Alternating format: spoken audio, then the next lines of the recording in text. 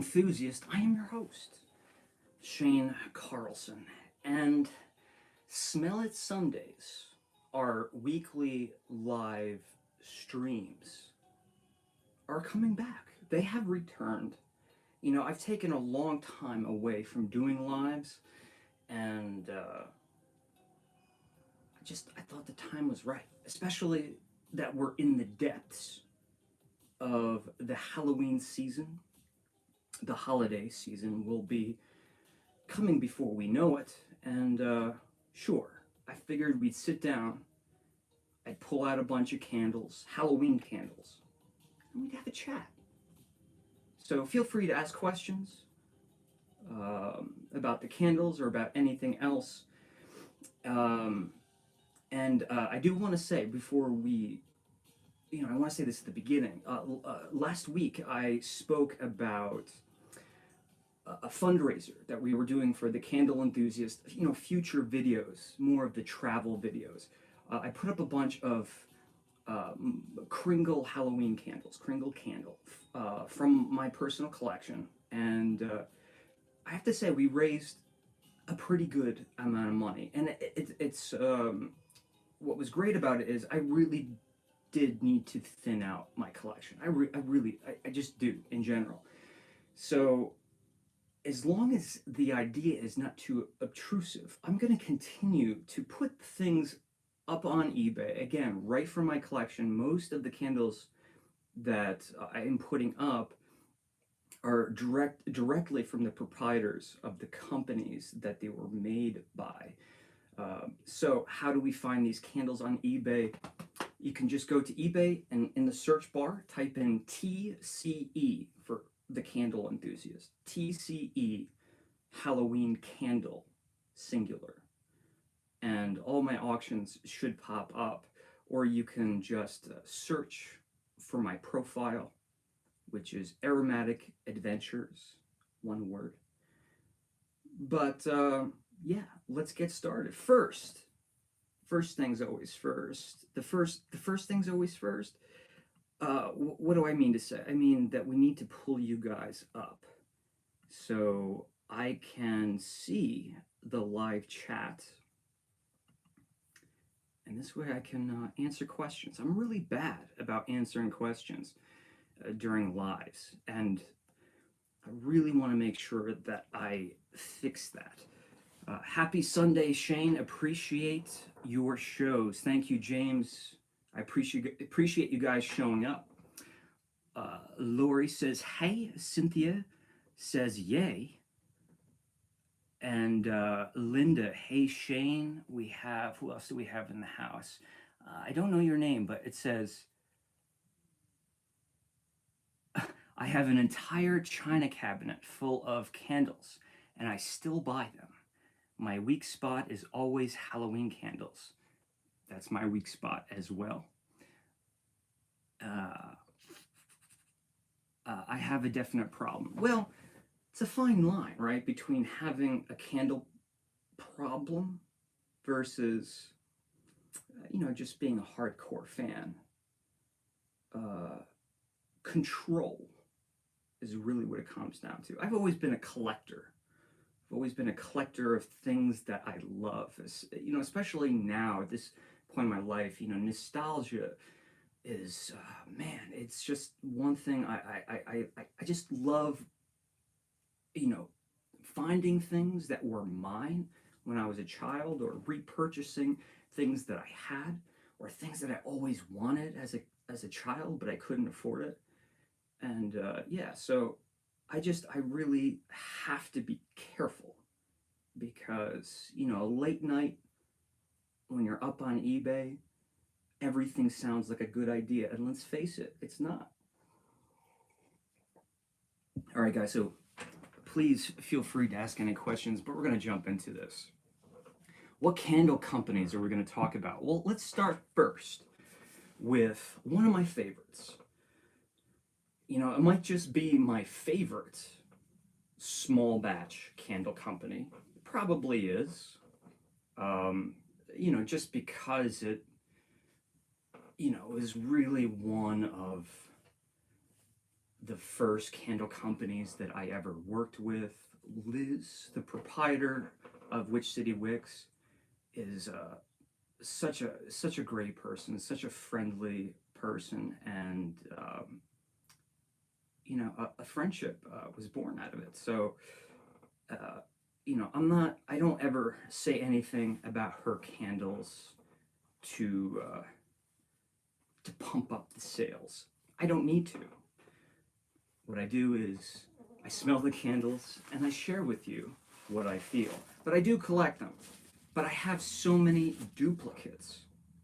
I have 2016s, 2017s, 2018s, 2019s, 2020s. I'm not sure if I have 21. I don't have 22.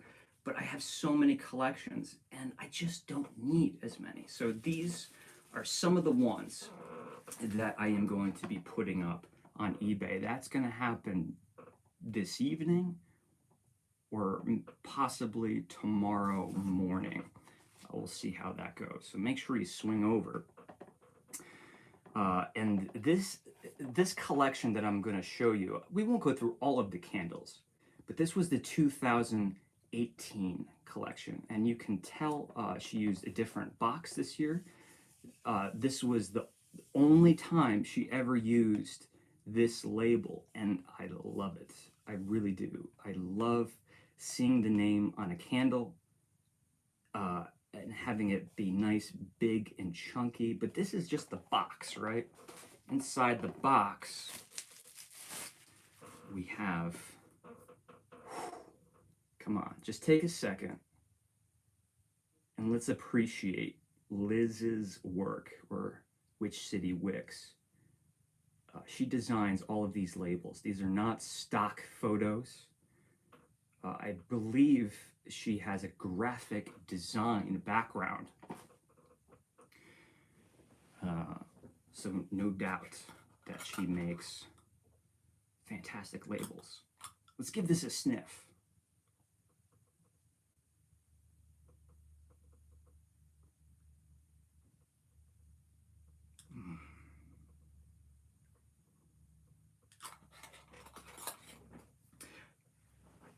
So I'm just going to speak my thoughts. I'm not going to try to create organized breakdowns here. I've burned this candle many times, and I've smelled this candle even more. But what's really hitting me right now is the depth and or the complexity of the apple component in this candle. Now, that goes without saying. It's called poison apple. But a lot of the times we have an apple or autumn themed candles, like a very two-dimensional expression of apple. Whether you get like a spiced apple cider or juice. A lot of times it's just like Mott's apple juice when it comes to apple. And then you have, folks like Yankee Candle, which at least with their Macintosh classic candle, the Macintosh, I've always found it to be just one of the most well executed apple candles out there.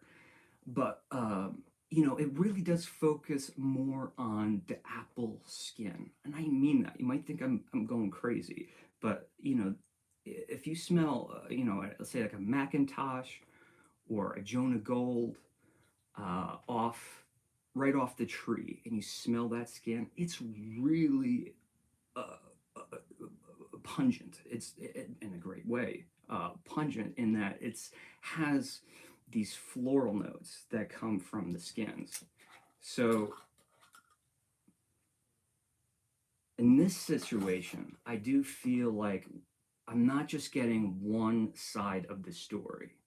There is a complete portrait of the apple everywhere, from the juice to the skin, and kind of more importantly, the surroundings of the apple orchard. So it's the whole apple experience. And what I really admire is there is spice. We have some, I won't lie, when you smell this, you're going to get a little bit of that spiced apple, um, baked apple, but spiced. It's more of an oxidized, baked, juicy apple aroma. But what's key is the spice is not out of control. You know, I, I, it's always bothered me a little bit that I can't handle spices and fragrance better than I can. I usually buy them, but I don't end up really burning them. I just like to pull them off the shelf and sniff them. But like, if a candle's really heavy in spices, I just can't do it. It's not that I don't like it; it's that it just aggravates my body. Let's just say my head, but it's rough. So the spice here is definitely a nuance. It's very present, but it's a nuance. This is not fresh ground Saigon cinnamon, nutmeg, um, heated up and thrown into your face.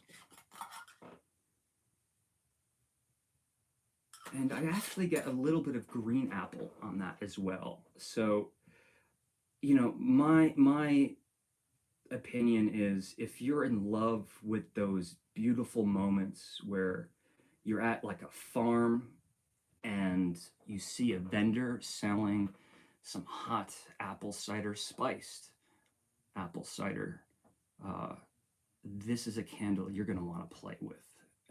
And I mean play. It's very fun. For me, I would always, I used to, I don't do it anymore. I used to make my own batch of apple cider. I didn't juice the apples. I mean, I would buy super fresh apple cider from the farms and then spice it myself and serve it in nice big thermal pitchers on Halloween night. And that's what it brings me back to. Poison apple. Which City Wicks? Yeah.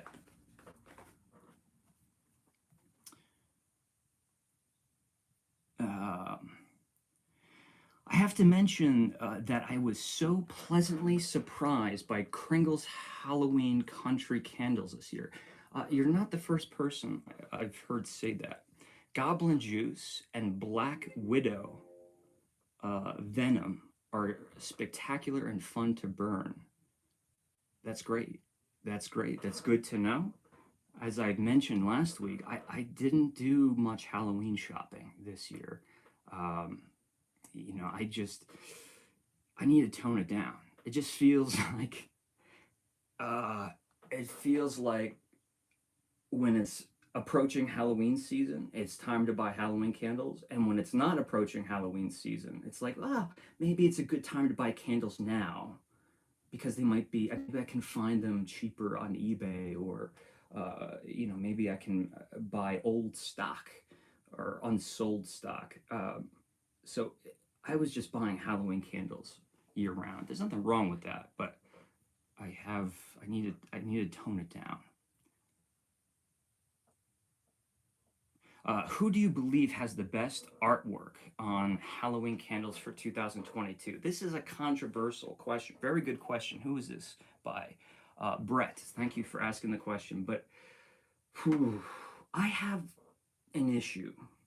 Don't hate me. Don't hate me. But I have an issue with stock photos being used for candles, especially by larger companies. Um, there's so many very, very talented, struggling artists in the world who would be happy. It would be such an opportunity for them to design, let's say, labels for a Halloween collection. And I'm sure they would do it for cheap, just for the exposure, just, because they would be so passionate about doing it. And yet, these larger candle companies just go to like Getty Image and license a photo and maybe Photoshop it just a tiny bit, but not even because, You really can't do that with copyrighted um, uh, photography. I feel like it loses the magic. I feel like if you had an artist, a legitimate artist, not just, someone who's can fiddle around with Photoshop. If you had an artist who could design the candle labels, and you had another artist creating the mixology of the candle, and just it would enhance the artistic experience, I believe. So there are candle companies that do that, which City Wicks is certainly a perfect example of that. And I'm not picking on anyone here, but here's an example: Goose Creek. You know, if you want to license that photo, if you got like $25, you can do it. And what ends up happening, tell me if I'm wrong, a lot of candle companies end up with the same image on their labels. I'm not even like a legitimate photographer or illustrator. Do you know the joy I would have designing a candle called Witch's Cauldron? And I wouldn't ask for much,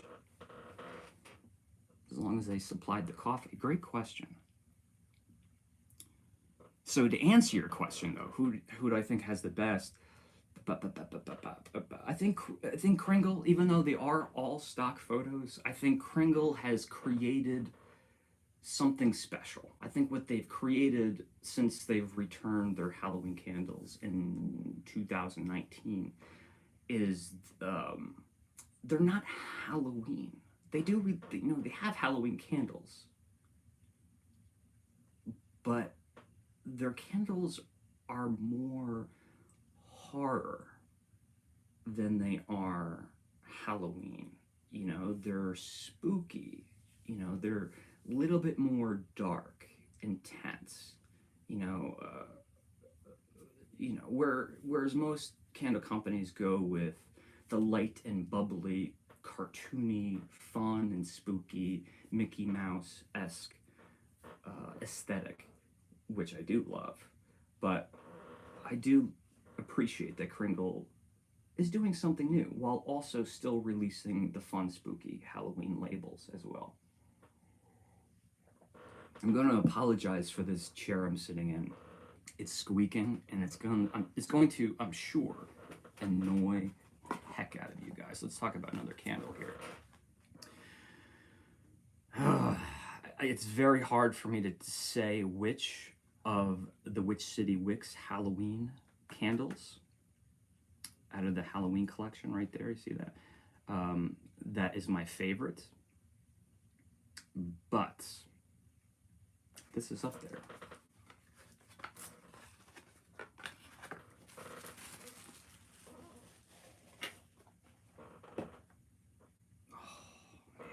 How could you not? And I know that this video right now, I'm doing that on my iPad because I need to really redo my whole setup for lives. And I figured this would be the easier way to do it. But I'm noticing the video is very flat in contrast and color. This is a super, super vibrant label. And I just don't know if it's doing it justice. Pumpkinhead. All right. So how? Why would this be my favorite? How can a pumpkin themed candle be so different than all of the many thousands and thousands of pumpkin themed candles that are already out there? Some of them very good. Oh man.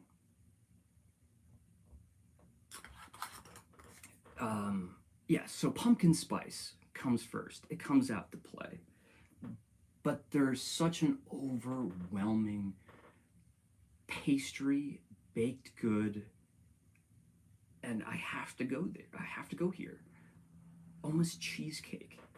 This smells like a really nicely spiced, super soft and chewy crust of a cheesecake, just sprinkled just a little bit of ground cinnamon, grate some nutmeg on there. The creaminess in this is intense. Now, if you're not fond of cheesecake, that's okay, because the creaminess also brings me to the cafe. You know, we could talk Starbucks, we could talk about your local cafe. This time of year, that pumpkin spice latte. I mean, how could you not enjoy those? You know, the spice does take a back seat, because what comes first is that dairy component.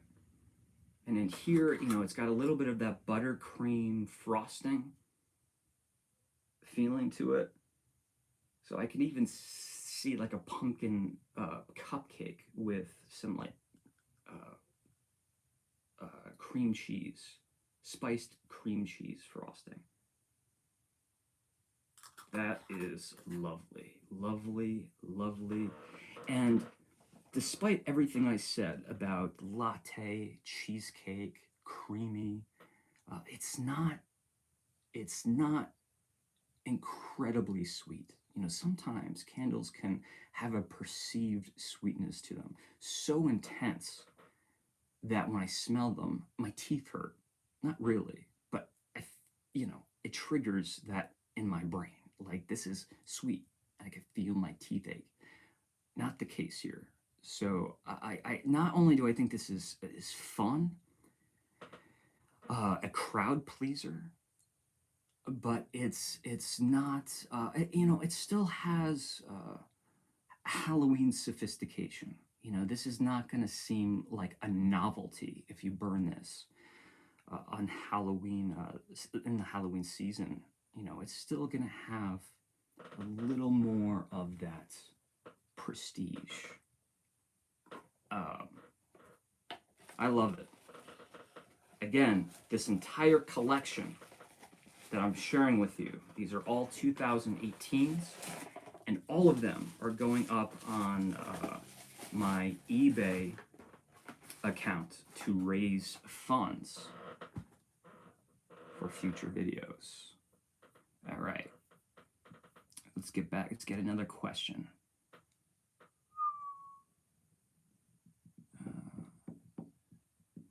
So happy with the new Yankee Candle signature jar in Witch's Brew.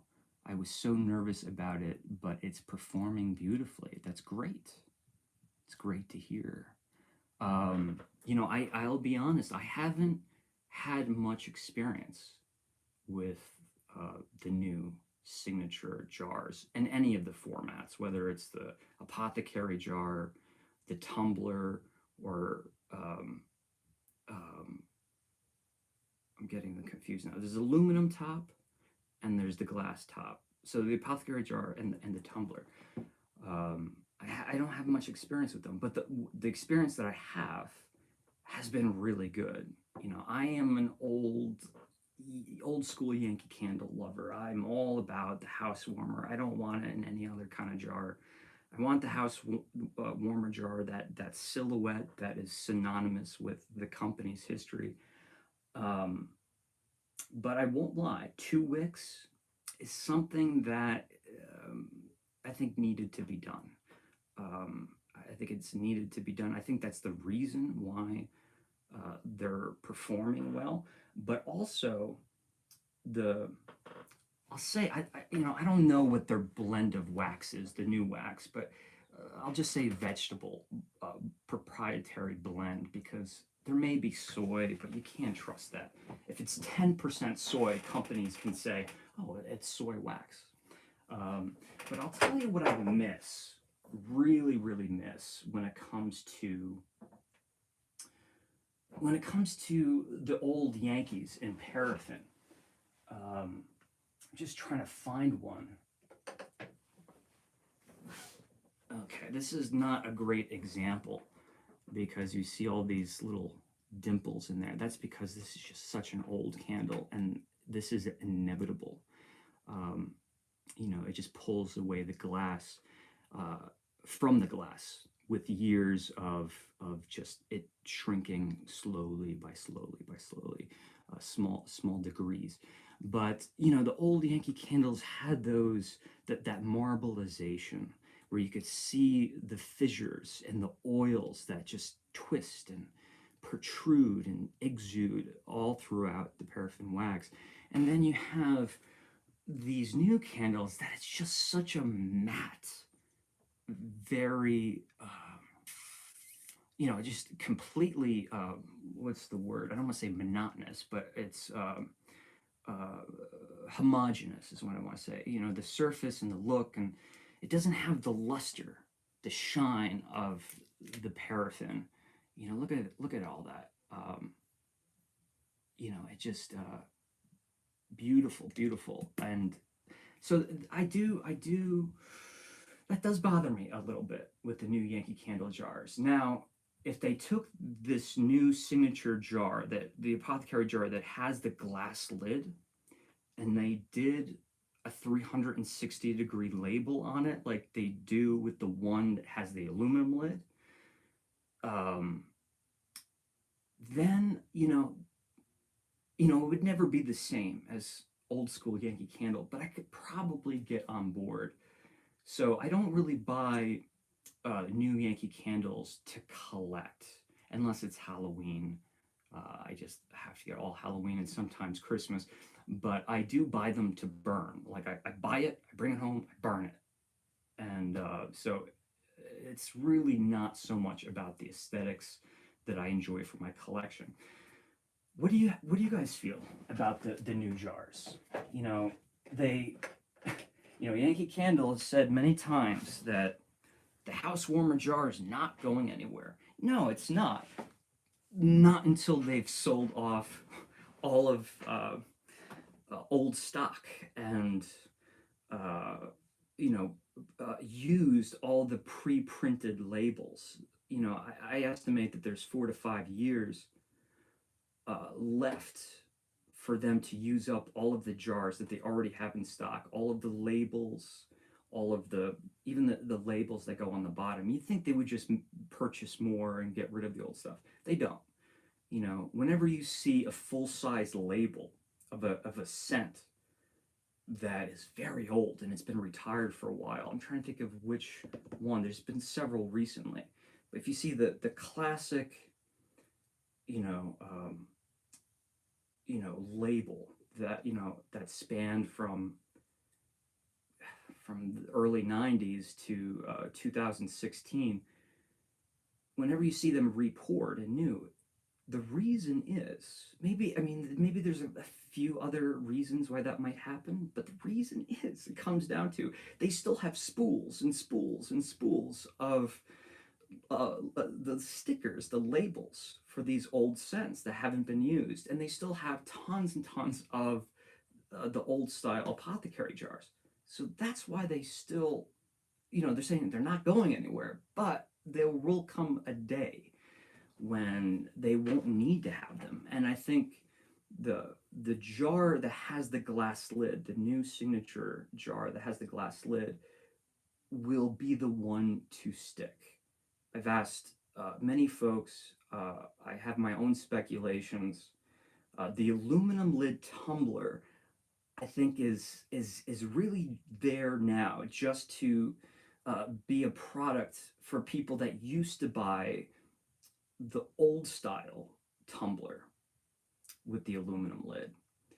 But I do believe that will be phased out in time. Again, it probably won't be anytime soon, but if you're a collector and you're trying to decide which new Yankee Candle jar to buy, the aluminum lid or the glass lid, um, if you're a collector, depending on what you consider collectible, um, if you want a collection that's homogeneous, there's the word again. I think the glass label is the safer bet to invest in.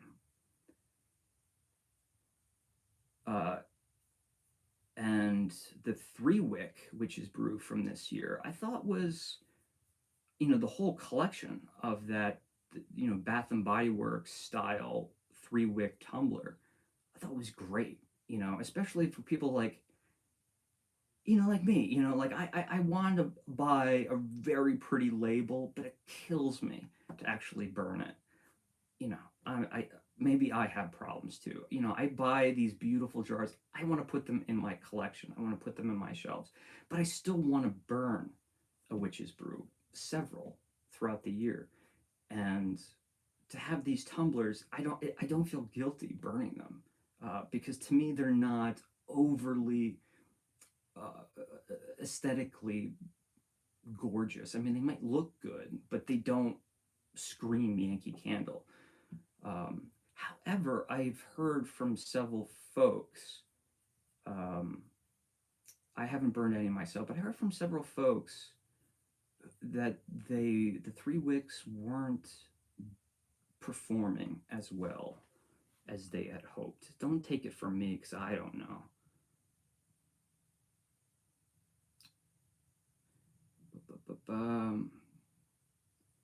All right.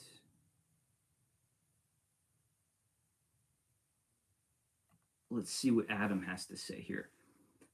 I just bought pumpkin apple, pumpkin banana scone. I burned that one in the signature jar, and fantastic. Really, like it reminds me of like legitimate back in the day, golden age of Yankee Candle when these things were monstrously intense. If that one's still around, definitely, definitely consider buying it if you haven't already. Um, he also bought pumpkin spice, farm fresh peach. Needless to say, I like pumpkin candles, says Adam. Very cool. And those are Yankee candles. I am assuming that he's talking about. All right, let's do another candle. Well, you know what? We talked about which City Wicks. Maybe it's time to jump on to something new, but I do want to show you at least these candles. Now, again, another contender for my favorite. I just am impressed. I've always been impressed with this candle. I actually have, where is it? It's right there over my shoulder. That is the original candle that Liz from Witch City Wicks gave me in the cemetery, in the Salem, Massachusetts cemetery. We filmed a video, like an interview in 2016, and she gifted me that candle and a bunch of others. But I was so impressed with that candle because back in 2016, she was still doing. I don't know if she had an actual website. She did do internet sales, but I think I bought my first Witch City Wicks candle from Amazon. If I could be completely wrong, but I don't think I bought it from a website. So she didn't have a shop yet. She was still building her company, and it's obviously completely changed. I mean, it's amazing to see the big um, candle players actually ripping off. Which City Wicks is small batch, you know, just a bunch of Salem girls making candles, running such a cool shop in Salem. It's a very small team, and then you have like these monstrous candle companies from like you can buy in like grocery stores that are stealing her style. Uh, All Hallows Eve. I believe this will be Doug from Spooky Villages and Hauling Wax. This is going to be his favorite, without question, from the Halloween collection. And I understand why. Doug is very into conceptual candles. Of course, just like anyone, he's into candles that just smell so, just smell good. They smell fresh, they smell clean, or they smell delicious. But he like me, is very much attracted to candles that can offer an experience, can set the stage, can create an environment, and help you escape there. Um, you know, I think that's why Doug and I were fast friends, because we just always um, really bonded about candles, and especially ones like these. All Hallows Eve. Let's smell it. So, if you want a little less spice, not completely because we have some spice, less spice than the poison apple, and you want a less juicy apple here, because I wouldn't say the apple is at the forefront. The environment, the forest, the orchard, the outdoors, Halloween night, or I suppose the day afterward or after midnight. This is an experience candle. This smells like all of the many years when I was a very young child, trick or treating.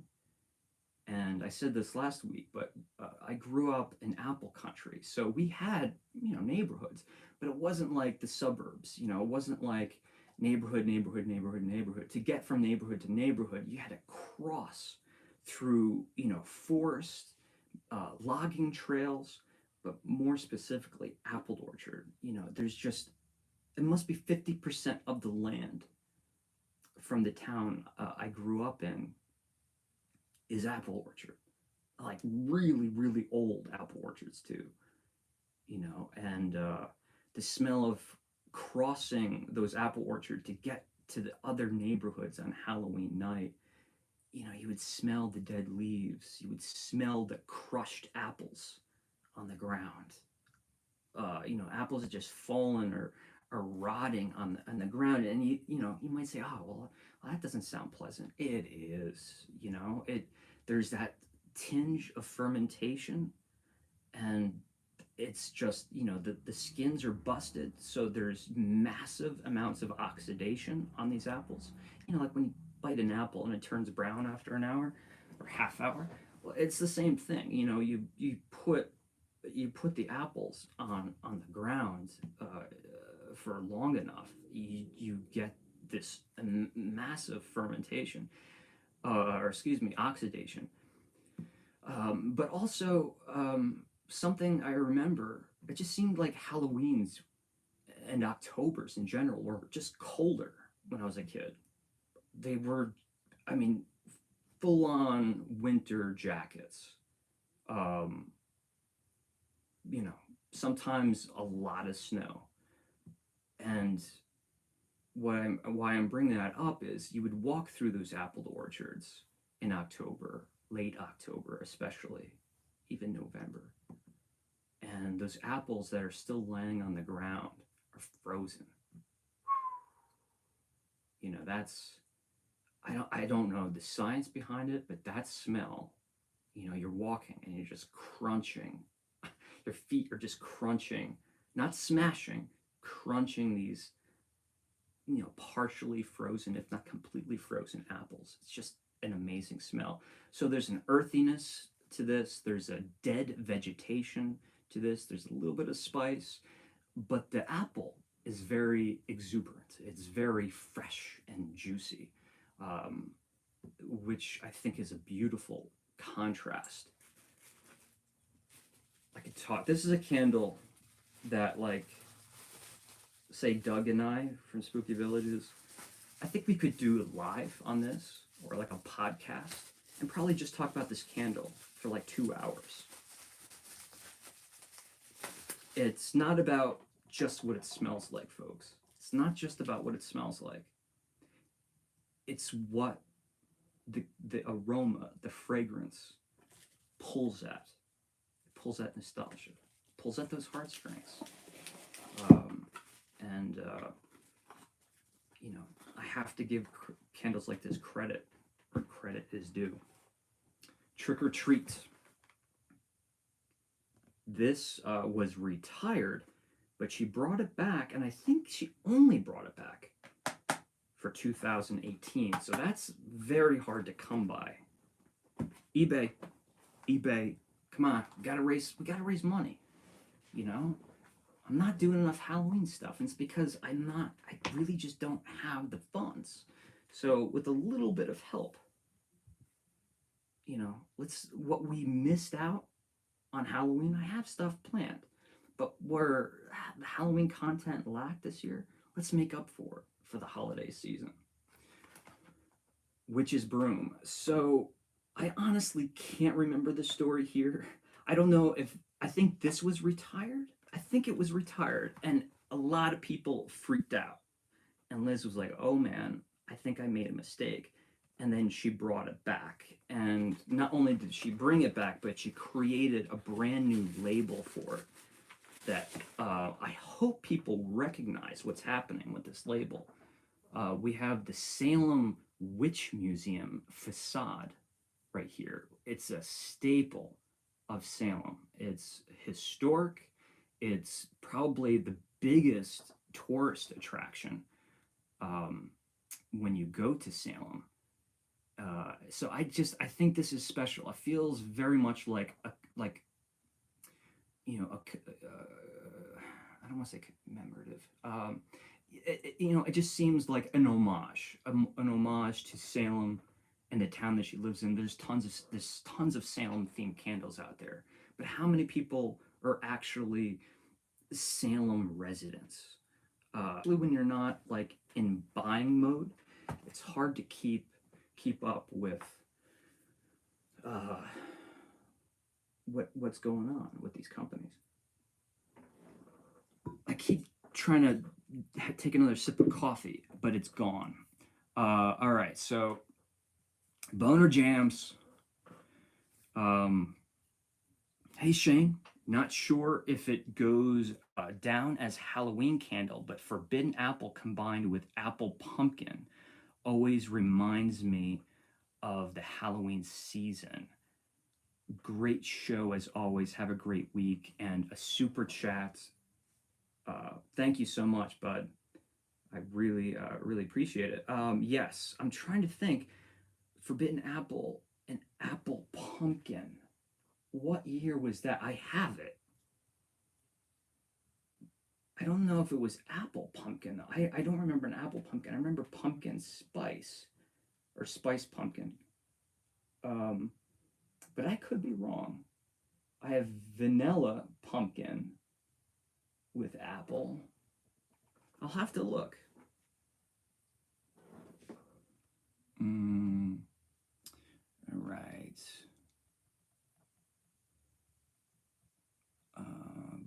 I'm just trying to find questions here. I don't mean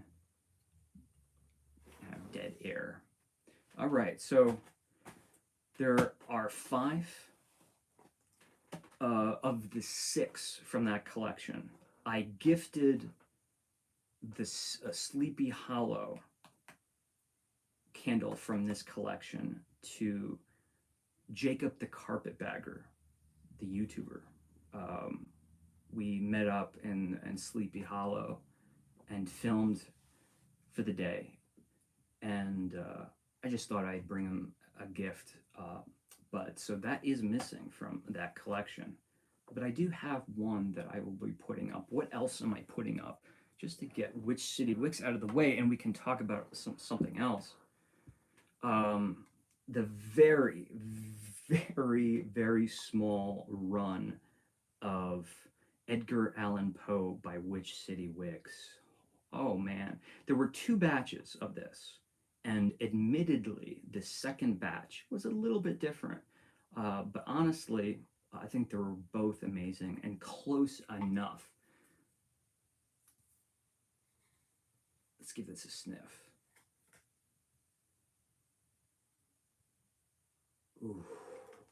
So right off the bat, I mean, I have burned one of these, but it was a long time ago. Right off the bat, I know what Liz from City Wicks, what she's trying to do here. There's a story, and I don't know it perfectly well, but there was a mysterious visitor at Edgar Allan Poe's gravesite. What would happen is, help me out if I'm a little bit off here, because again, I'm not certain of the story. But flowers and a bottle of cognac, possibly, or whiskey or bourbon, I don't know which, but I believe it was cognac, would be brought to Edgar Allan Poe's gravesite. And they just could not identify who was bringing this. It just kept happening over and over and over again. And they never did discover who was actually bringing these flowers and cognac to the gravesite. And guess what this smells like? Yeah.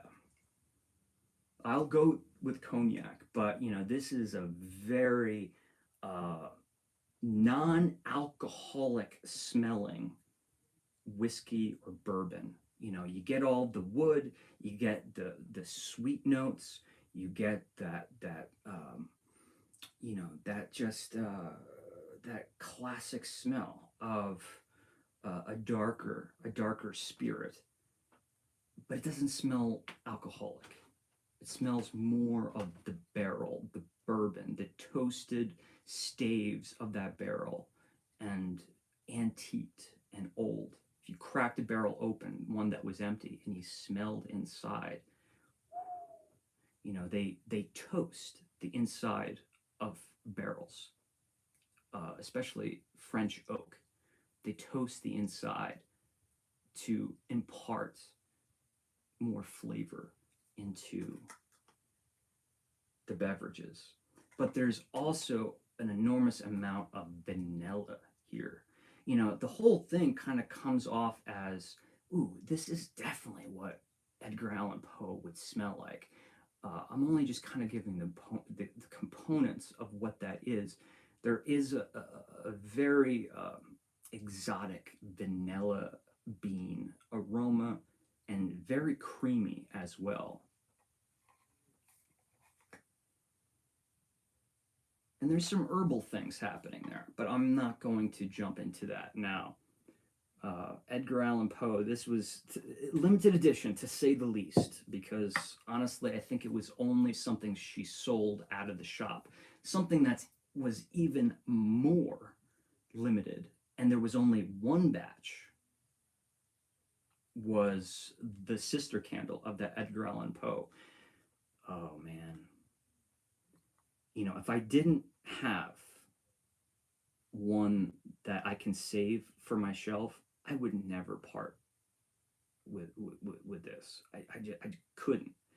But I do have a spare, so I figured this would be a great opportunity for a Witch City Wicks fan to get a hold of this one specifically. This is H.P. Lovecraft, not as popular, obviously, as Edgar Allan Poe. So this was not something that I think a lot of people, I don't think that there was the demand. This is for a select group of people. But nevertheless, only Witch City Wicks can do this. Okay, so much more herbal now. We're getting, vetiver. We're getting possibly like dried basil.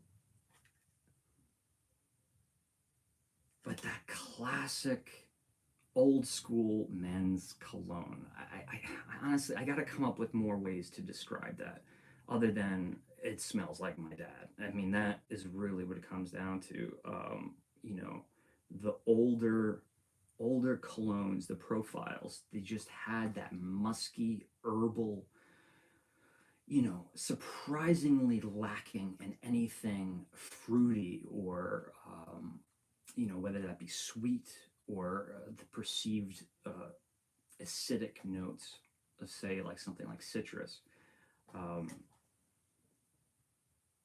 Yeah, I mean grass and dead vegetation, or at least dried out anyway. But when it comes down to it, this smells like one would imagine H.P. Lovecraft smelling like. So yeah, there they are. That's a cool set. That's a cool set. All right. Now, a big shout out to. Actually, I don't want to say his name because I haven't asked him if he'd like me to share his name. Well, a big supporter of this channel, um, one of the two executive producers of this channel. By executive producer, what I mean is on Patreon, that is the top tier. Um, and Virgil has been supporting the channel for a long time, and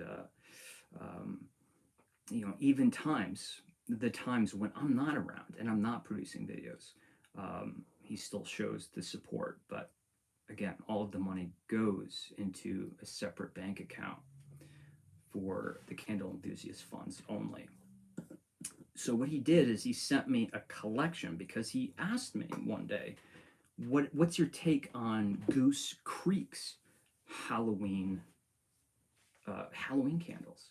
And I'm like, oh geez, Virgil, I didn't buy any of them.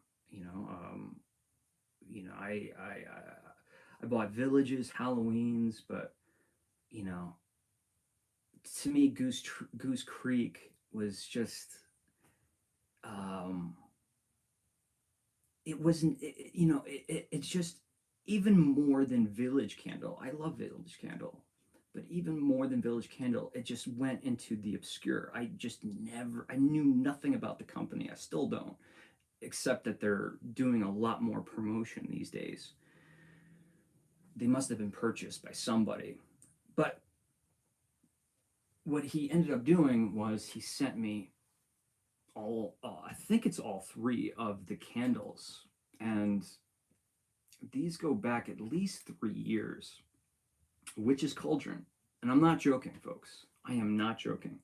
I have never smelled any of these. I have three of them, have not smelled them. But I'm going to do that now. Are you ready? Pressure's on. Pressure is on. I'm going to sit a little bit closer to the camera because there may be some poor audio issues. I don't have my microphone, just using the onboard mic from the iPad here. Here we go.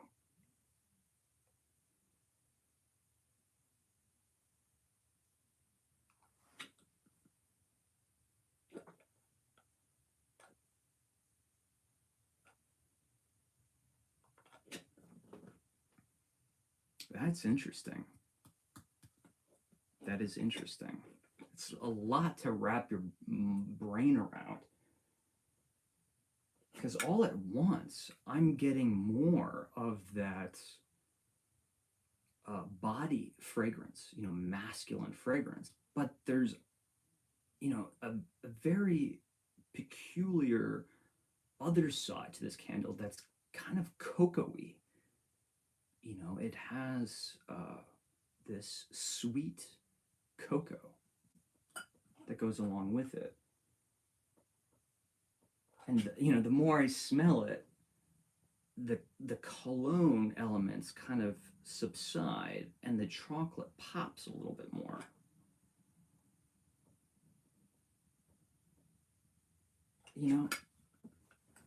I would need to really spend time with this candle to identify if it works conceptually. But with that said, I do think it smells good. So I think there's two different criteria here. Does the candle smell good, but also does it evoke what the label and the name suggests? Yeah, I mean, I would say, I want to go say earthy. I don't think it's incredibly earthy. I think it is more of that herbal vegetation note, kind of like the cologne that I just keep talking about. It's not necessarily very musky. No, definitely not musky, but there's a sweet cocoa, like hot chocolate. Let's keep it simple. A hot chocolate. Um, and even just saying it out loud, that sounds like a disastrous combination, but it's actually not bad. It really is very pleasant, to be honest. Um, I am going to assume that they're not listing chocolate or cocoa as a descriptor on this candle. Um, but if you think, a lot of witch themed candles have black licorice or star anise, something that has that licorice quality. Colonial Candle put out, well, I think it was called Cemetery or Graveyard Fog, and that had the, kind of that licoricey basil aroma to it. Um, but I think they're substituting the black licorice with something that smells an awful lot like cocoa, like yeah, like Swiss Miss. Like I'm not gonna try to be any more sophisticated than that. Very interesting. Very interesting. Two wicks. All right. What do you guys think? I saw somebody already saying that they like this one.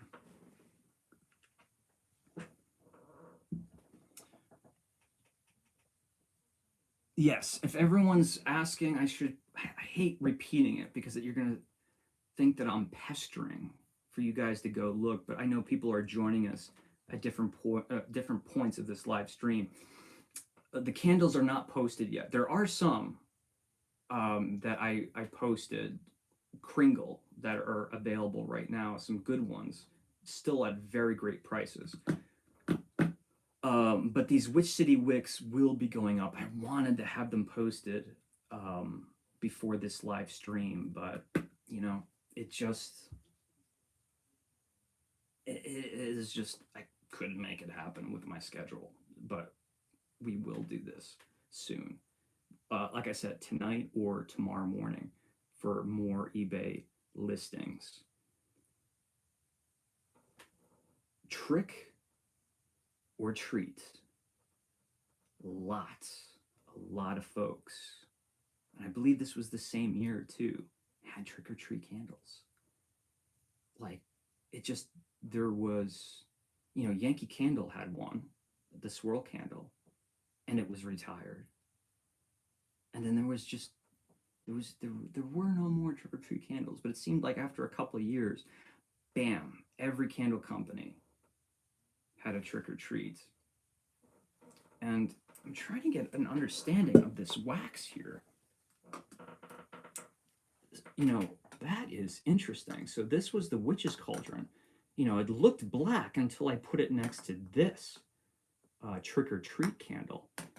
I like the luster of the wax, meaning those metallic additives added to the wax to give that little glitter and shine.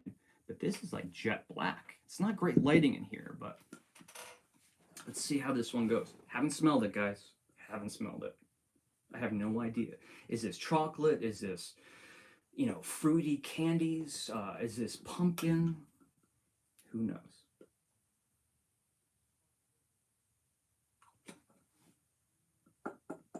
Yeah, okay. Not what I expected, but I'll welcome that any day.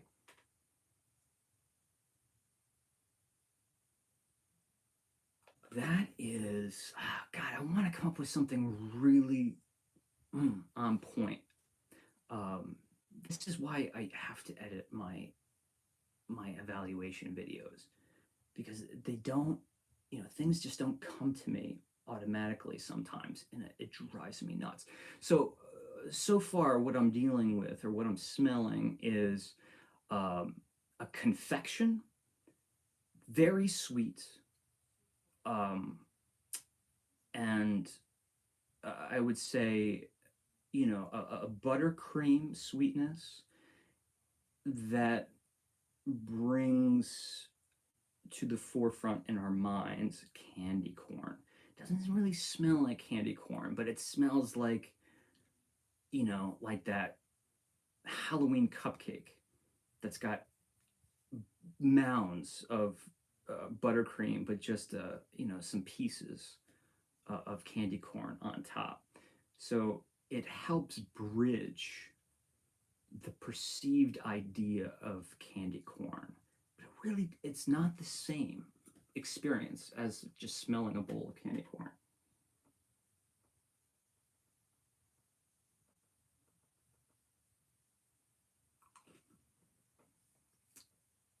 I if there's spices in here, they're doing a really good job of not overdoing it because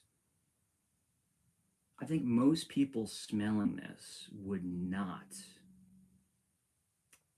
uh, say spices, but I think there might be just a little bit. But what there is also apple. There is apple for sure in here. You know what? Okay, so the apple. See, this is what I mean about taking time for the concept to flesh itself out. The apple made me completely want to drop the candy corn statement I just said because it's definitively caramel, not just any kind of caramel, salted caramel. I was getting that. There was a saltiness, perceived saltiness. You can't really smell salty. I was smelling salty. I'm like, how does that play with candy corn? But as soon as I went into the apple, it made me think of caramel covered apple. And I'm like, oh, it's caramel. I got it. And now that salt made sense. Oh, yeah. Oh, yeah. Like that is a very buttery, warm, sticky, gooey caramel covered apple. I like that. Um, Actually was going to do an Instagram post just this morning, and I just ended up not doing it. But I was going to discuss how cool it is. If you have a chance, do this. Green apple Jolly Rancher, yes, and a Werther's original caramel hard candy. Pop them in your mouth at the same time. Amazing. I don't, other than Tootsie Roll making a caramel covered apple lollipop, nobody else I think is doing this flavor combo. And I think it would be like the most seasonally, uh, seasonally appropriate, lack of a better word, candy for this time of year. And it could be done in so many ways, like a soft center and a hard shell, or just straight up hard candy.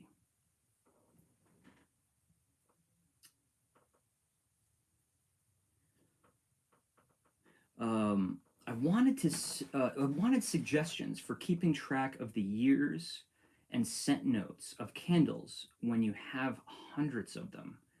I need a system. I wish I had an example right now, but I got into the habit of, for 6 or 7 years, every single wine that I tasted, it's the industry I worked in back then. I wasn't tasting thousands of wines recreationally, but I was working in Napa Valley, working in the industry. So there were days that I would taste, you know, upwards of, 35, 35 wines. Taste it. Expectorate, you spit, right? You don't really need to swallow the wine to taste it. Not with wine. Um, uh, and what I did was I took notes. I had a great book that's issued by the Culinary Institute of America. They make a custom made journal.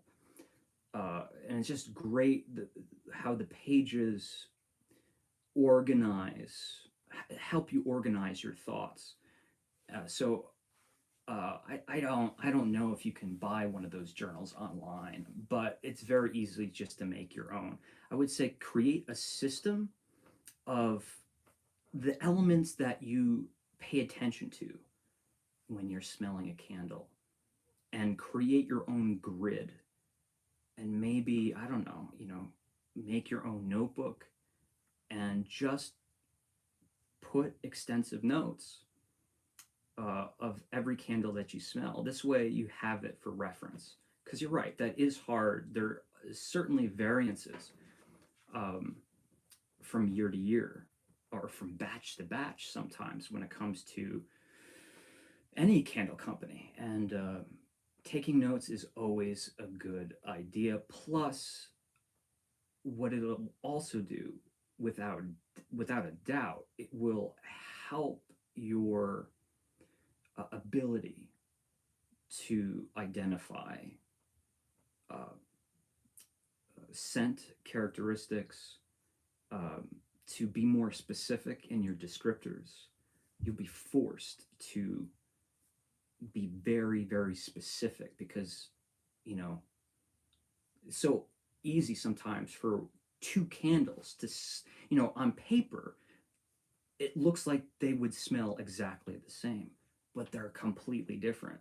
So being as accurate and specific as possible in your notes is going to be key, but it does take a lot of practice. It takes a lot and a lot of practice um, and patience. Mm.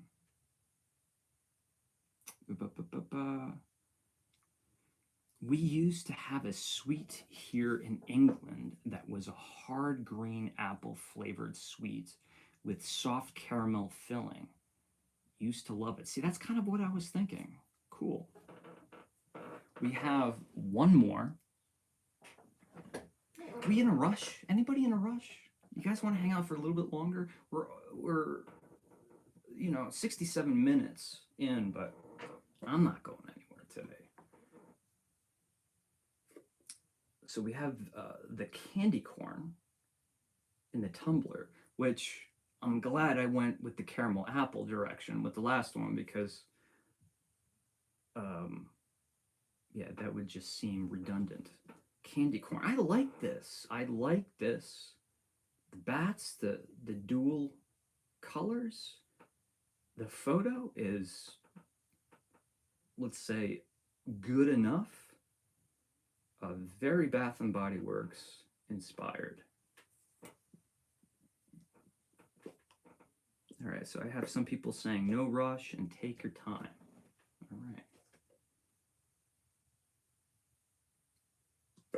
Ooh, okay, okay. It's so funny how so many candy corn candles can smell so different. Um, it's becoming so rare, if ever, to see a candy corn candle that actually smells like straight up candy corn.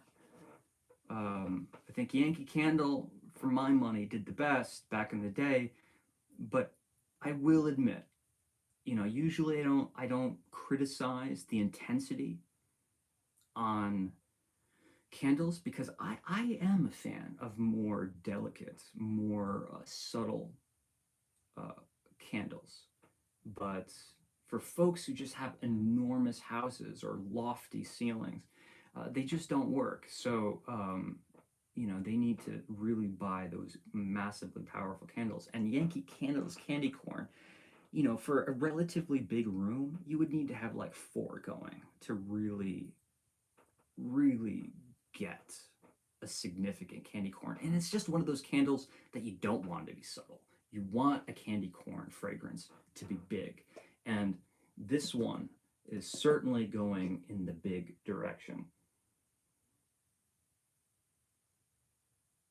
There's almost a yogurty thing happening here.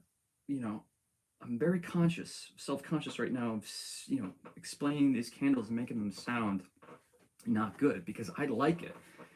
But it has, yogurt has lactic acid, right? It's a different kind of acidity than, say, malic acid or citric acid.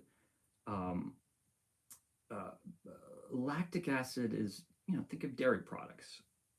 It's more of a zing or a tang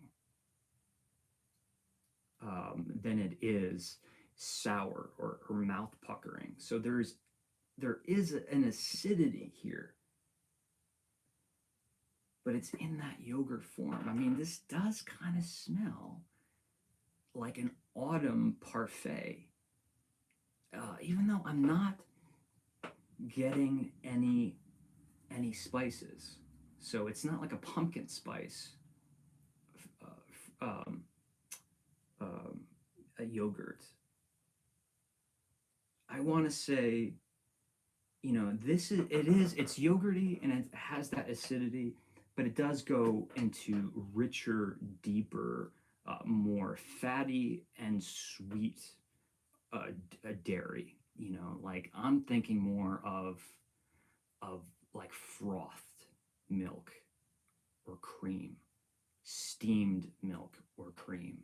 You know, very, when it's warm like that, not straight out of the fridge, and it's been, agitated quite a bit. This milk or cream will really throw off incredible aroma. All of us know this. You walk into um, the cafe, especially this time of year, or anywhere where they're making espresso, you'll get that very strong milky note.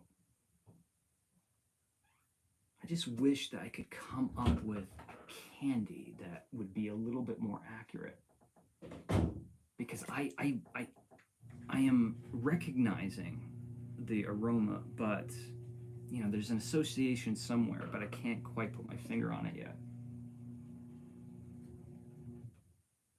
There's a butterscotch note here. I'm gonna get this. There's a butterscotch note as well.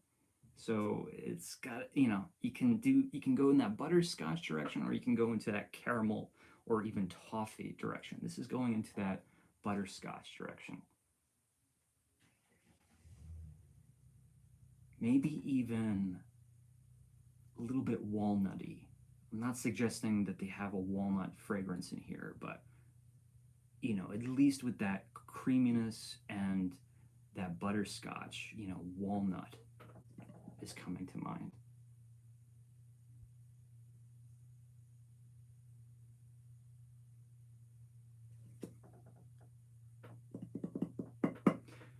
I don't know. Butterscotch candy. I can't think of like a very old classic and popular butterscotch candy. Maybe you guys can help me out there. But I will say that it has a toffee influence. So, you know, I don't mean this literally, but like candies like Mary Jane's or um, Cowtails, Sugar Daddies, and what's the one I'm forgetting? Squirrel Nut Zippers. That's probably the best example. There's that toffee suggestion of toffee, salted caramel, but more in the butterscotch territory. That is interesting. That is interesting. Out of the three, I would probably burn this one first, uh, just because I am all about especially when it comes to Halloween, all about the sweet treats. And even though the trick or treat was a sweet treat, the candy corn was more of a confection, where the trick or treat was more of a fruity, contrasted by a sweet and salty aroma.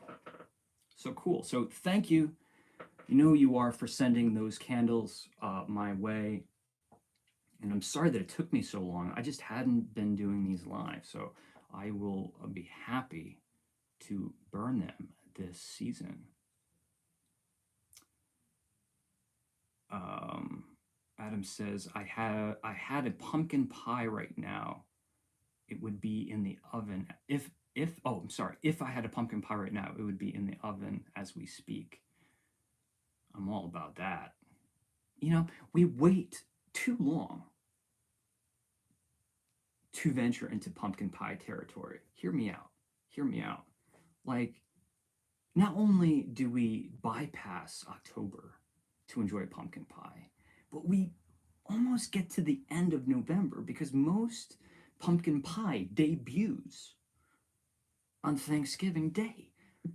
What is going on? Like, we can celebrate Halloween as early as July 5th, the day after 4th of July, but we can't have pumpkin pie until Thanksgiving. I think we need to adjust this. I think we need to adjust it. All right.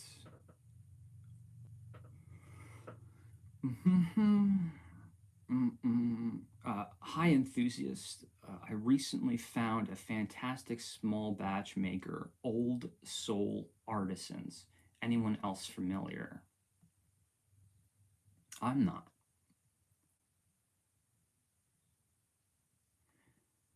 How does candy corn compare to candy corn cake pop? What company is this? I should know. Is this Kringle? Because I don't know. I didn't smell Kringles this year. All right, we got time, you said, right? So let's go back in time a little bit. I got some more things that I'm just not going to burn these. I think they're great. I think they're great. I just, as much as I am a collector, I just don't burn enough. And when it comes to collectible jars, I get very hesitant to light them, and so I never did. What I'm about to show you, I am going to put them up on eBay, but they're the 2018 Bath and Body Works Halloween tumblers, 3-wick tumblers, including the online exclusive. There are 5 in total.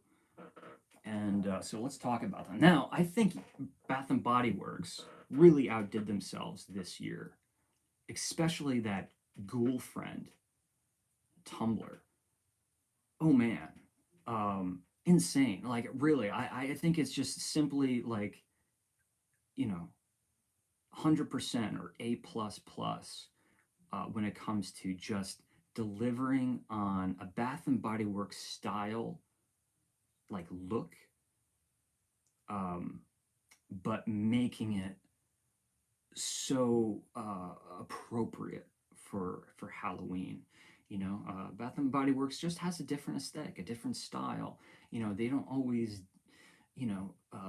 dip into that New England feel or old time America feel. That's really more Yankee Candle's territory.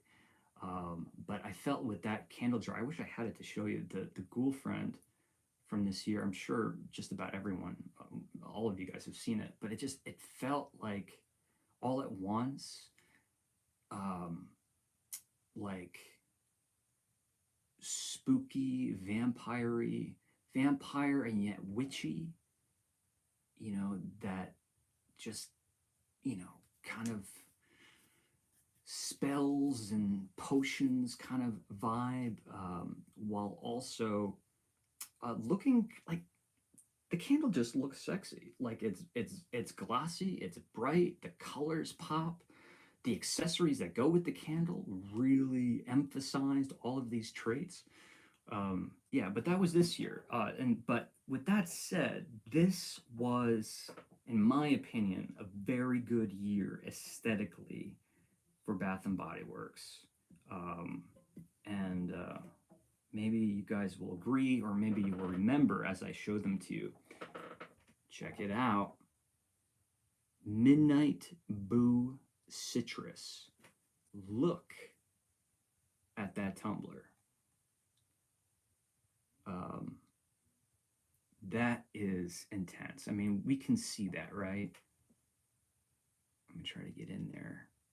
Like that glitter, all of those many colors submerged right into this very vibrant neon green, 360 degrees, nice shiny black sticker all the way around the jar with a black aluminum lid.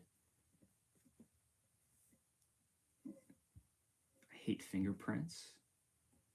And then inside, wow, very cool.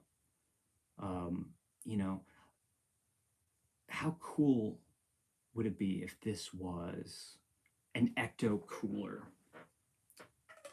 inspired candle? And honestly, it's not too far off because this is a citrusy forward candle. I mean, it has citrus in the name, Midnight Booze Citrus, but it's kind of tangerine-y. It's got tangerine, right? Which was, I believe, what Ecto Cooler was, what that was really all about. It was just green flavored tangerine juice, or not juice, concoction, whatever it is.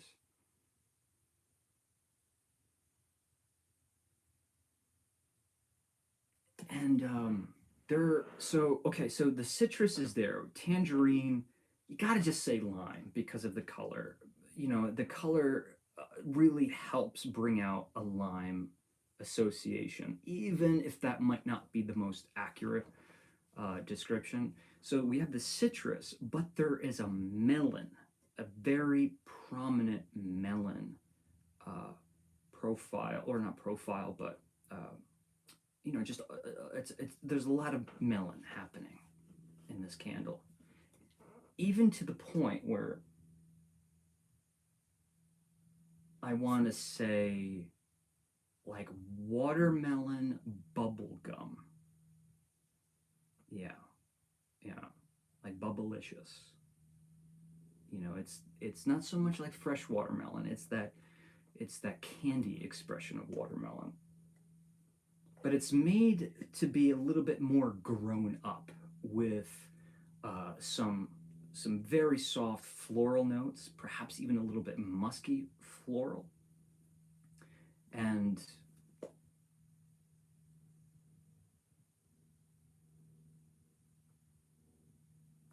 I'm just gonna throw in some tropical fruit like mango. Yeah, that's happening here. Like it's kind of deceiving. Like you're like, oh, it's citrus and it smells like citrus, but there's a cocktail of fruit happening.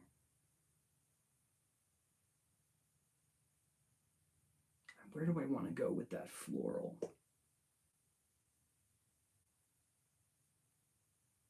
Hmm. Maybe it's like the vaguest sense of like a powdery,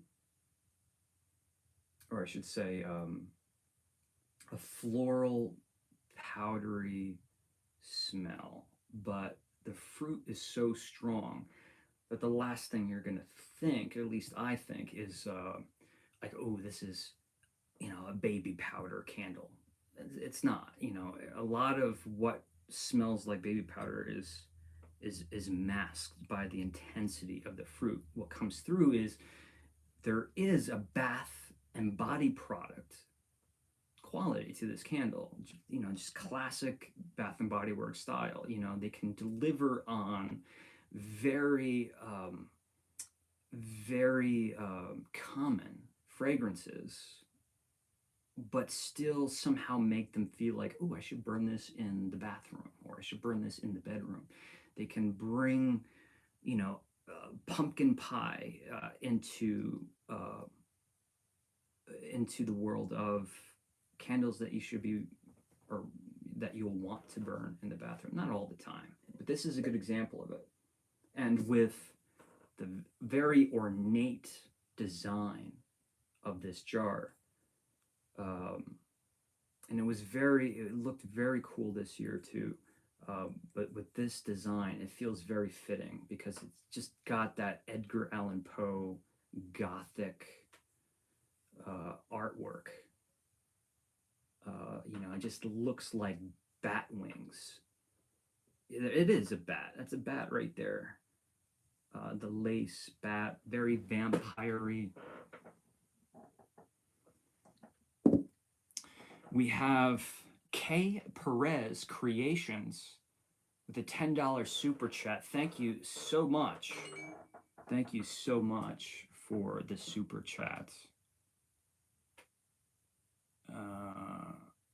Shane, when are you and your brother Eric going to do a live again? Where is that comment? It comes up here, but then it fades away. When are we going to do a live again? That live,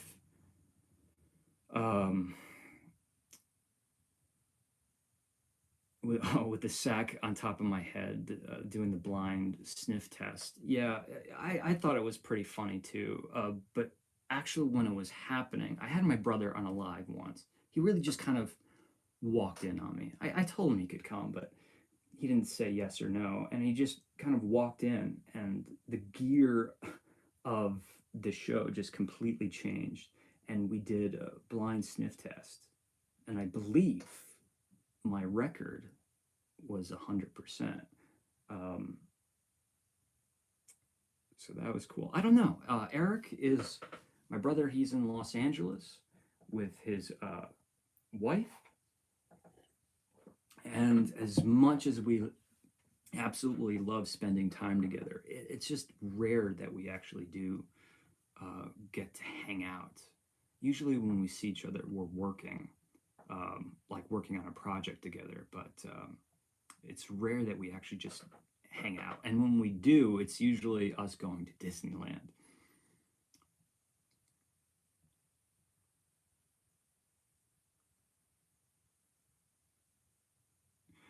We're burning Graveyard Fog by Kringle right now. Very cool. Ooh, I love this. Omega. He says, oh, he's not even asking me. He's asking Hannah. But the question was, what scent would you pair with The Shining? Stanley Kubrick's The Shining. Or maybe they're talking about the novel, Stephen King's The Shining. Let me see if I can answer that. What would be good? What would be good? You know, it's just got to smell like an incredibly old inn or resort, but not like in the New England fashion. Not like creaky stairs and small hallways kind of style. But I don't know. I mean, immediately was coming to mind. I mean, you guys let me know, but how about like a really nice teak wood? Maybe a little bit of bourbon barrel, some cypress because of the maze at the end, and that bourbon barrel because of Jack Nicholson. And gotta get something.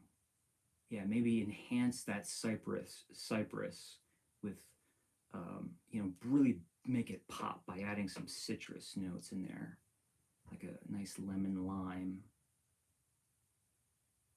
And I think a nice semi-sweet charcoal incense smoke.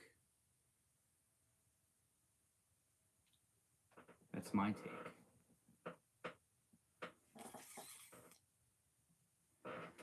All right, what other Bath & Body Works candles we have? Let's move a little bit quicker.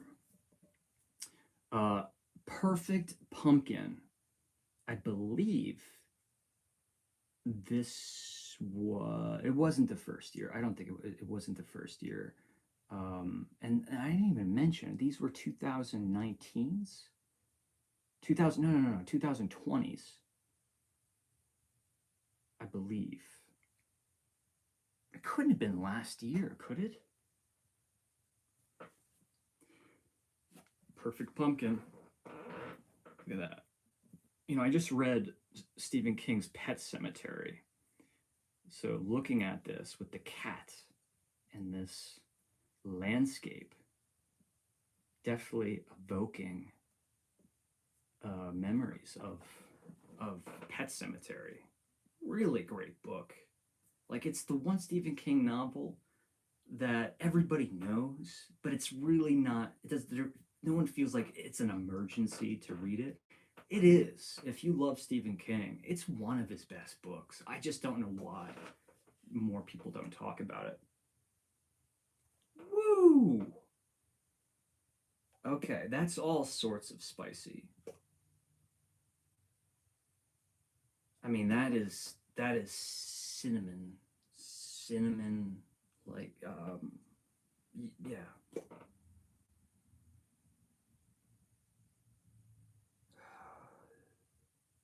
Um, but it's a really, it's very accurate.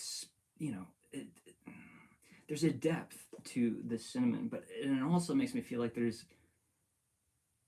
yeah, I'm gonna go there. I'm gonna usually I just throw this out sometimes when I'm not quite sure, but I think it's important to mention it with this candle. Fresh, that's a crucial word. Freshly grated nutmeg. It nutmeg when it's fresh has that. It's such a familiar woody note.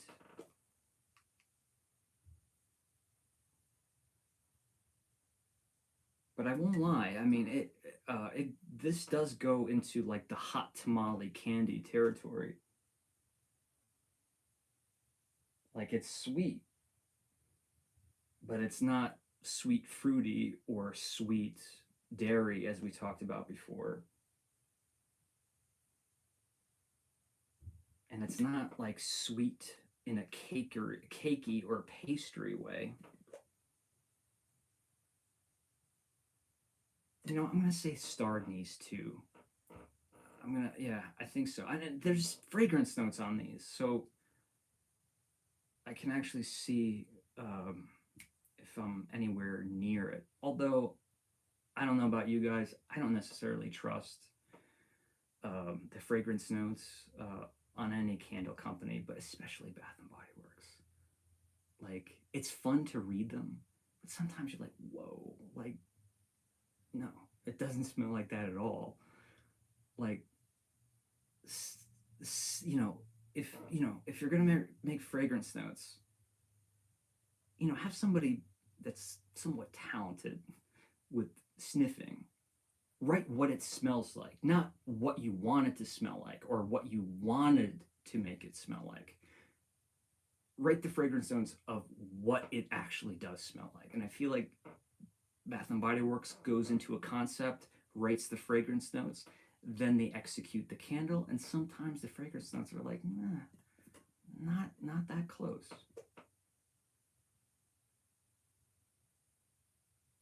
I will say there's a coffee cake crumble. Maybe a tad bit of sweetness, but that's really about it.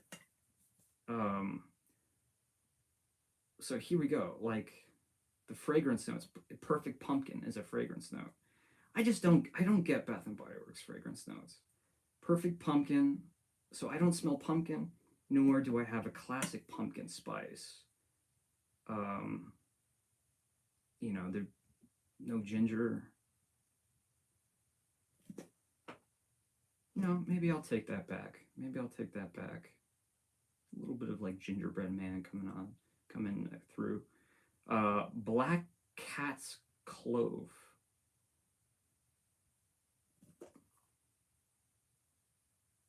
Yeah, that's definitely true too. Yeah, I was really off with the depth of spices here.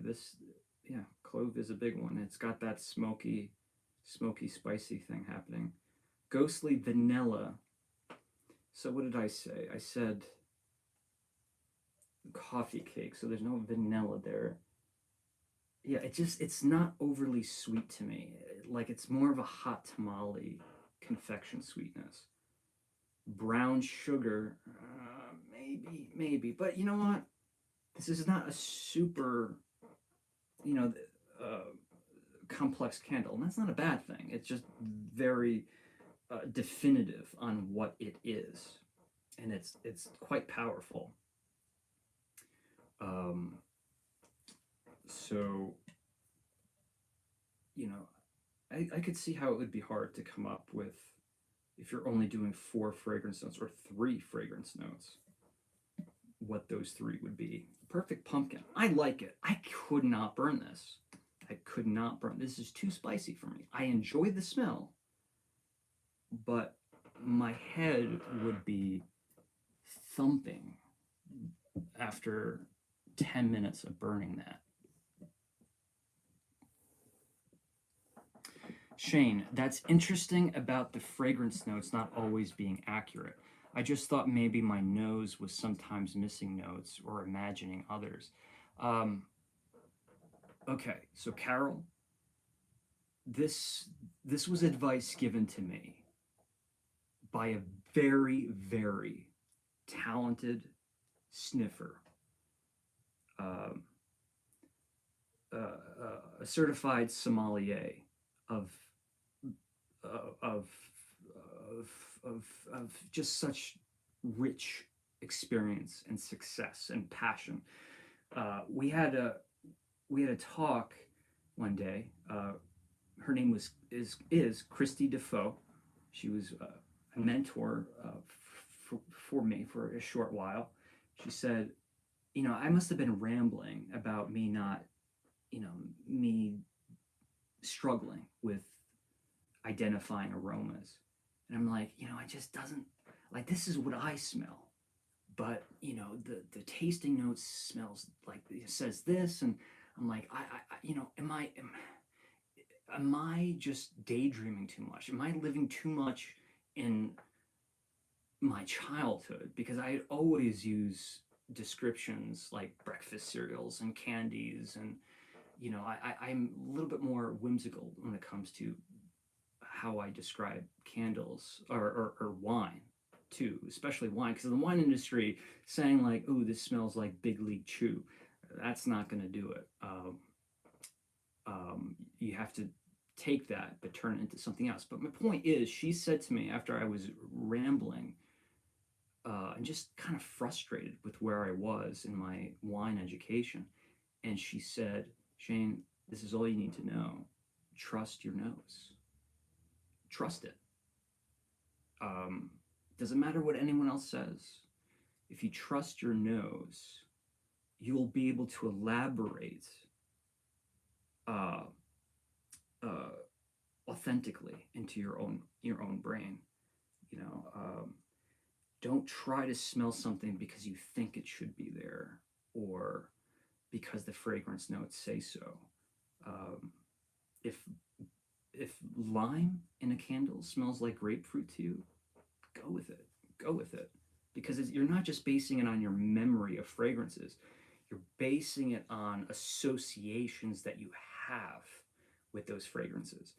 And it's those associations that are so much more important when analyzing a fragrance of any kind, because you don't want to just really focus. Does it smell like blueberry or does it smell like strawberry? That's a dangerous world to live in. What you really want to do is smell a candle and not say blueberry, strawberry, but say, oh, this smells a whole lot like that time in college that I made a homemade blueberry pie. Yeah, it was cooked out. Yeah, okay. So now you can elaborate in a more authentic place, using the memories and the associations. I think most of us, when we smell a candle, when we close our eyes, we smell a candle, we're imagining ourselves at the grocery store. And we're like, strawberry, blueberry, raspberry, what does it smell like? Get out of the grocery store. That's my opinion. Ghoul Friend, Bath and Body Works. Same design, same concept, but neon pink. That's fun. again, it's kind of sexy. Like, it's kind of like lacy, like I don't know what you call that. What is that? Fishnet stocking.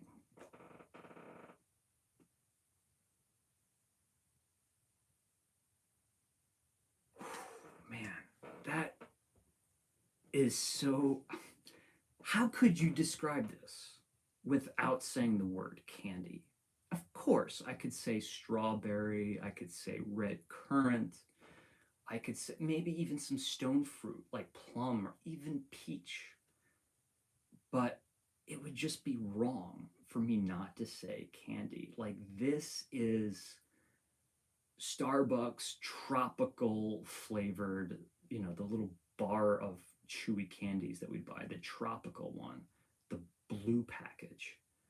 Um, it's got that tropical fruit note, but also stone fruit, very juicy stone fruit. Um,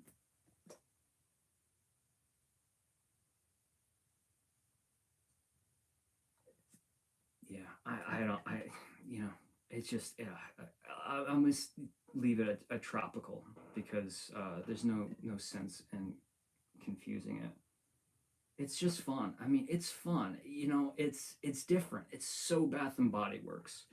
Uh, I think we all know that I'm not a big Bath and Body Works buyer or burner, but when Bath and Body Works does Bath and Body Works, yeah, um, I feel like this is money worth spent.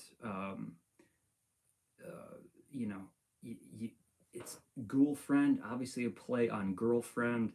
It's feminine, it's sexy, it's fun, it's bubblegum, it's candy, it's juicy, it's sweet, it's tart, and it's a little bit spooky, right? I like it. The jar this year, insanely good, but I do believe that this really expresses the concept very, very well. Um, yeah.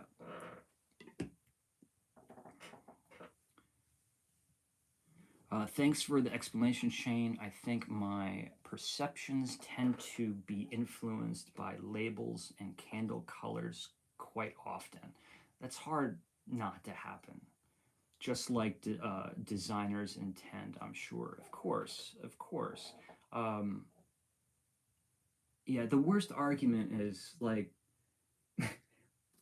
if I can complain for a second, like when I used to do my like incredibly long evaluations, I never called them reviews of candles. Edited. Some folks on YouTube can like go through like 5 candles in 8 minutes. I would do an edited review of a candle that was the pace was like this. Sometimes it was like 18 minutes for one candle. And that I'm not bragging. I don't think that's necessarily a good thing. But what am I trying to say? Um, but what I couldn't stand about it was I would say that I smelled something, and some like smart guy or smart gal would say, "Oh, but that's not what the fragrance note says. It says it clearly right here. This is what it smells like. You don't know what you're talking about, Shane." I'm like, "Well, I smell what I smell, and I think I do have enough practice to be comfortable with my ability to not be self-conscious. So even if I was wrong, the fragrance notes are not something you can base your own opinions on. The fragrance notes, in most cases, are to further illustrate what the candle is all about. The fragrance notes is an extension of the label on the candle. Those words, and then the order that they're laid in, is to help the consumer conceptualize the candle. They're not there to document facts in most cases. Let's do a couple more. Sorry that my face is getting so close to the camera. A lot of people were complaining about the audio last time, and I had the iPad too far away, I think. Yeah, yeah. Different aesthetic. This one is more in the style of that Perfect Pumpkin. Come on. Got that full moon on a very starry night. And there are some bubbles underneath the label there, but there are some of these embossed little starbursts in places. I believe that they're embossed. Yeah, I can feel the texture. Hot cocoa and scream. So yeah, so what is the it's hot cocoa and cream is the year-round fragrance, but they released the hot cocoa and scream for Halloween. I can't remember if they still do or how often they do. It's the same formulation as I've been told. But I love it. I don't know. I love the pink. I think Bath and Body Works. I think of, again, candy, bubble gum, bubble bath. I think of, um, more of the playful, youthful uh, um, aesthetic or mindset with these products. Not all the time, but some of the time. So I enjoy when there's this, like, say, a contrast of this kind of gloomy, foggy silhouette and, just clouded sky, that moon, very ominous. But then you slap on a hot pink label or, a block there with the name. Contrast. It's not all about, um, compliments. It's not all about compliments. It's about contrasts too. Gotta remember that. Who do we have here? Exploring with Fighters towards future content. Thank you so much. Thank you so much. Love to see what you're up to these days. In another lifetime, I want to be one of these very cool exploring people on YouTube. I don't really do the whole exploring thing. I do go places, but I would love to, like, just find the most strange things to visit. That is nice. Honestly, that's all I need to smell to tell you that is nice. I'll tell you why, because it's not just hot chocolate. Um, there's levels, there's tiers here. I am all at once getting nuttiness, I'm getting creaminess, and a perceived sweetness, but a very rich and luxurious chocolate that's still in a milk chocolate territory. This is not like a dark chocolate, like chocolate ganache, or just you know, a, a non-sweet, a darker roasted expression of cocoa. This still has confection to it. Hershey's bar. Forget about the bar. It's Hershey's chocolate. The chocolate is Hershey's. There was a candle once that I was smelling. It was one Easter candle from Yankee Candle. I think it was chocolate bunnies. And I was smelling it, and I'm like, why does this smell sour? And, I was just off put. Again, I wasn't really understanding the concept. I'm like, this it's chocolatey, but it smells sour. And then someone brought it to my attention. It's like, well, it's sour because, not because, but it's sour like Hershey's chocolate, because they produce their chocolate, I think, by partially fermenting the beans or doing something with the beans. And it gives it that, same as I was saying before, that yogurty tang to the chocolate. And as soon as I put that together, the candle didn't seem weird to me. I'm like, yeah, now it seems actually incredibly delicious. And like that nuttiness, let's say the almond nuttiness, the almond Hershey bar, right? Um, but no question, that is a good chocolate component, not a cheap chocolate. That smells like quality chocolate. So much so that it actually goes slightly into a freshly ground coffee bean territory, more of like an espresso roast. I like it. I like it. I mean, I've smelled it at least several times. Never burned it, but that is good. That is good. Kringle, they need to bring back, until they bring back their peppermint cocoa. Was it called peppermint cocoa? It was their hot chocolate take. And they got rid of it for some reason. I think there was a problem with the wax turning an off color. It was like turning a rusty color.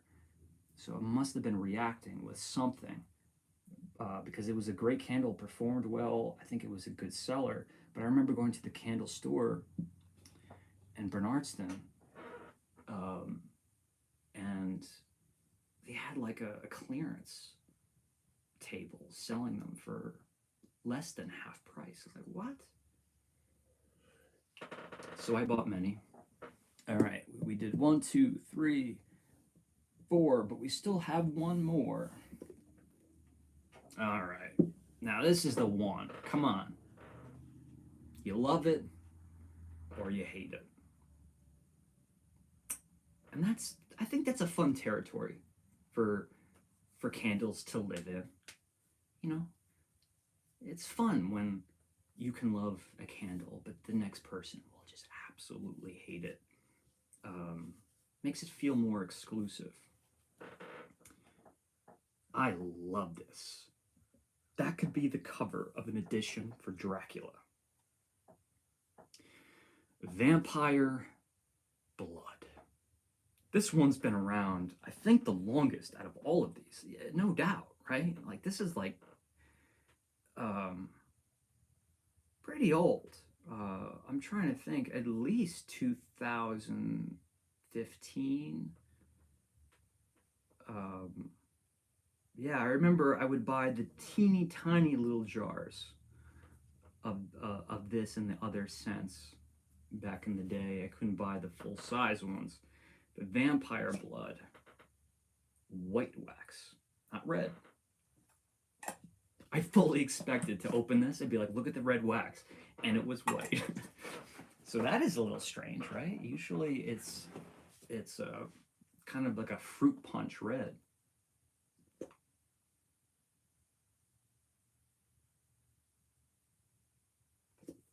Monstrously strawberry, um, fresh strawberry, crushed strawberries, but let's throw some strawberry Twizzlers into that. Um, but it's also fruit punch too. So it does have lots of citrus. You know, I could see there being cherry in here. Yes, yes. A very, I don't want to say typical, that sounds bad, but a very familiar kind of cherry. Nothing unique. You know, it almost has uh, a very basic cherry candy smell, which is classic. It's good. But what makes this tart is going to be a little bit of that strawberry, but mostly that addition of citrus. And there's something fun here. I like that I said Dracula. You know, I think I've always had this problem with this candle. I never really decided what it is that makes it something other than just a fruity candle. There is something here. If you have it, grab it and smell along with me. there is, tell me if you don't smell an old library book. And I don't mean like it smells dusty or old or like you're gonna sneeze, but there's something about it that it has this pulpy paper uh, aroma to it, and it just creates a texture underneath all of those fruity notes.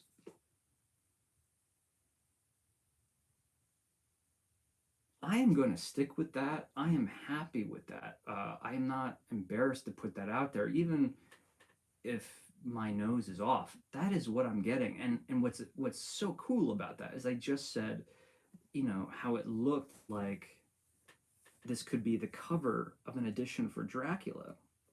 Yeah, I mean, I don't know. Um, Dracula doesn't drink wine, but this is maybe a fruity, bubbly, juicy, or as some folks say, jammy expression of Merlot. Merlot can be incredibly fruity, but it also undeniably always has floral notes. And Merlot is good. The movie Sideways, I don't think we have to talk about that situation anymore. I used to have to talk about that every day working in the wine industry. No, Merlot is one of the most prestigious grapes in the entire world, historically and still to this day. It's not in any way a cheap or inexpensive wine. It can be made inexpensive, doesn't mean anyway. So, yeah, I'm getting a very fruit forward uh, Merlot, but there's a little bit of this floral, and how I feel that it's being expressed is through red currant. Red currant has a spicy floral uh, quality in general. Um, it's kind of like a rhubarb or yeah, just almost even cranberry and pomegranate, just not super sweet. So a fruity red wine reading an old edition of Dracula, Bram Stoker's Dracula, in a very elegantly gothic setting. I am down with this candle. I understand why people don't like it. It just smells like this is meant for children because it's so decidedly, admittedly fruity. Um, but there's always a time and a place, and I think it's a well-made candle. So, what is it here? Blood red strawberries, midnight blooming jasmine. So we have that floral there, the strawberry, dark Transylvanian plum. They even went Dracula here. Dark Transylvanian plum with essential oils. I could go with the plum. I don't think it smells like real plum. I think I could imagine if there was like a plum flavored hard candy that it could smell like this. I wouldn't say fresh plum. I think it's much better to understand this as a cherry straw, or I should say strawberry cherry forward fruitiness with a little bit of that spicy red currant and the floral from the red currant, and uh, an addition of citrus to really brighten this up and make it feel refreshing. But I could see the plum. Let's put it this way: if it's plum, then it can also be grapes. It's you know um, vampire blood. Very cool. All right. If you have any questions, folks, throw them at me. I'm going to go through these, and then we're going to start wrapping things up. But I'm happy to say that I'm feeling very good about bringing the lives back. Hope you guys are too. I just don't want to pollute my channel, the Candle Enthusiast channel, with too many lives. I don't want people to think that that's what the channel's about. I put a lot of work in some of the videos that I make, a lot of work, and I'm very proud of some of the videos that I put out there. And I just don't want people to visit the channel and be like, oh, this is just a channel where a guy goes live and talks about candles. Does that make sense? That's why I started the secondary channel, Aromatically Speaking, but um, I don't know. I don't know if that was creating more confusion, or if it was helping.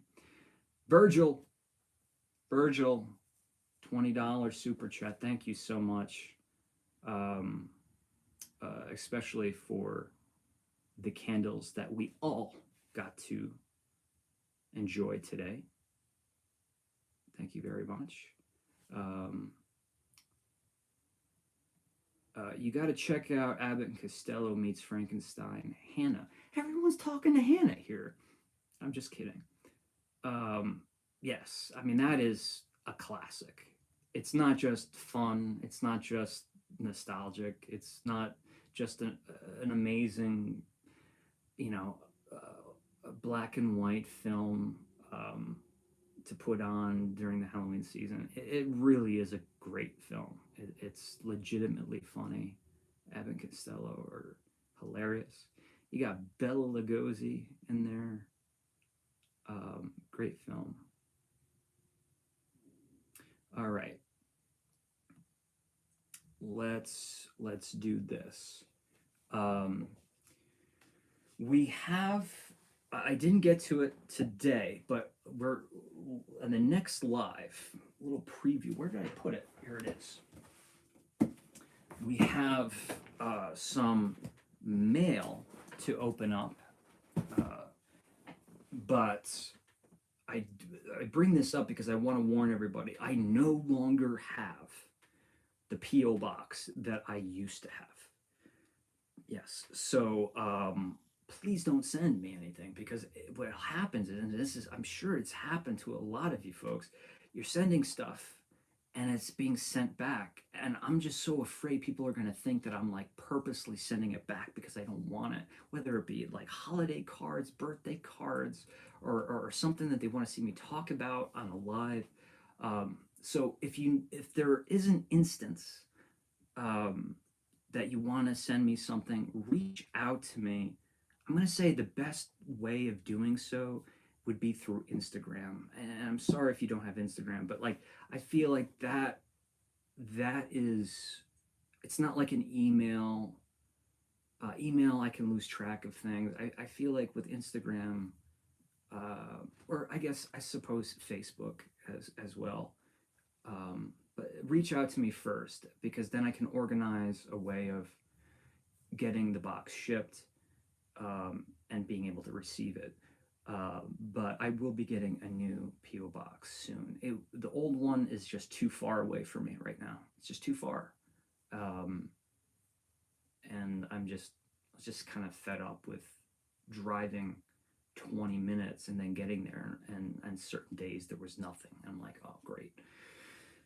So that is that. Also, again, I have to say it one last time, and I apologize for repeating myself, but I just want to make sure everybody knows that I'm still trying to raise some funds for the stuff that I have planned for the holiday season. But also, there's a couple things here for Halloween that need to happen, and I think we'll be making a lot of progress with that this week. But my point is, the Witch City Wicks candles that we talked about, this 2018 collection, they will be on my eBay account listed shortly, tonight or tomorrow, the latest tomorrow afternoon.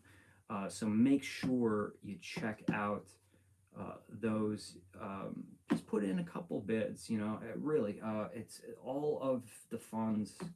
Like I said, they go into its own checking account for the Candle Enthusiast, and it's just getting to that point now where it's like, ooh, budget is a little bit too scary for what I would like to do for approaching the holidays.